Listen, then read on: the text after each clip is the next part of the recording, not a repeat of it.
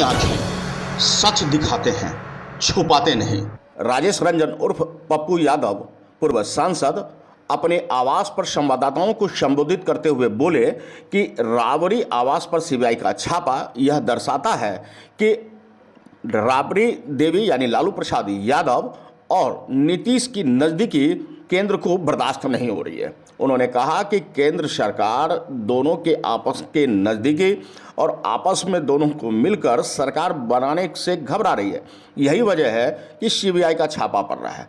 आपको बता दें कि उन्होंने कहा कि सीबीआई का छापा इससे पहले क्यों नहीं पड़ा, आज अचानक क्यों याद आ गई। बता दें कि प्रेस कॉन्फ्रेंस करते हुए पार्टी के प्रदेश अध्यक्ष राघवेंद्र सिंह कुशवाहा, राष्ट्रीय महासचिव राजेश रंजन और पप्पू सहित अन्य लोग उपस्थित थे और पप्पू यादव ने कहा कि यह सीबीआई का छापा निश्चित रूप से निराशाजनक है। क्या कुछ उन्होंने कहा, देखिए। सोनू जी की पूरी, जो मैंने उस दिन भी कहा था कि सोनू की पढ़ाई सीबीएसई बिहार में इंडिया के नंबर 1 to 10 में स्कूल में वो जाएंगे। अभी आपको पता होगा मैंने पूर्णिया के प्रख्यात विद्या विहार आवासीय विद्यालय के प्रबंधन के सहयोग से मेरी बातचीत हो चुकी है और उसमें याद होगा यूपीएससी टॉपर शुभम कुमार जी की शुरुआती पढ़ाई भी उसी स्कूल से हुई, विद्या विहार से ही। विद्या विहार ने बहुत सारे टॉपर स्टूडेंट को दिए। बिहार के 1 to 5 रैंक में विद्या विहार आते हैं और एडमिशन का फाइनल 12th क्लास तक, इंटर क्लास तक सोनू की पूरी पढ़ाई रहने का, हर चीज़ों की हम लोगों ने विद्या विहार के गार्जियन पर तय कर दिया। उन्होंने कहा कि ठीक है, जो आप तय करेंगे उसको मैं मानूंगा और वो फाइनल हो गया।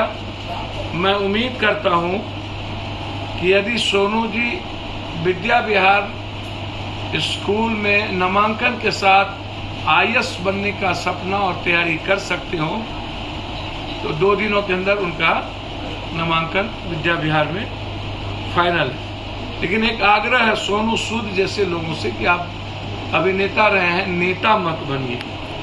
मुझे आश्चर्य लगता है कि आप नेता से भी ज़्यादा रोल अदा कर दिए। जिस स्कूल में सोनू ने एडमिशन की घोषणा करके लहर लूटने का काम कर रहे थे, मैं उनसे जानना चाहूँगा, सीबीएसई एफिलिएटेड वो नहीं है, ना कोई वेबसाइट पर उसका है, मात्र 8वें तक पढ़ाई वहाँ होती है। तो इतने बड़े ठगने का काम क्या सोनू सूद या कोई नेता अपने बच्चों को, जिसका कोई वेबसाइट पर नहीं, सीबीएसई में नहीं, क्या नामांकन कराएंगे? तो इस तरह के नेताओं से और इस तरह के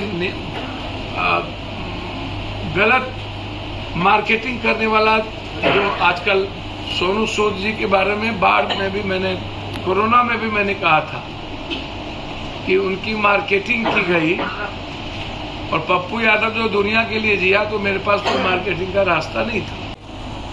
हमेशा एक घर डनिया भी बकसता है और हमेशा नहीं चलता है, एक ही बार काट की हंडी चढ़ती है। अब दोबारा चढ़ाने का प्रयास किए।